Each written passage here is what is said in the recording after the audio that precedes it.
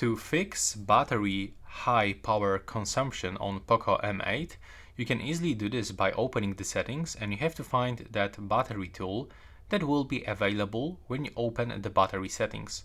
Now when you go for a battery checkup, in my case I've got all 9 items, as you can see I can find everything. So first of all, it actually forced me to close apps that drain battery, block apps automatic start, adjust the brightness automatically, turn off always on display. I can do this. There's actually some suggestions.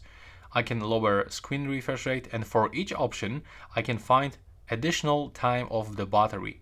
Of course, if you don't want to turn on or turn off some of these features, you can easily unselect them. Take a look. Like for example, if I don't want to adjust apps or screen brightness. So now you have to select and unselect everything, and you have to click here on this button, and the process will be finished. I hope you find it useful.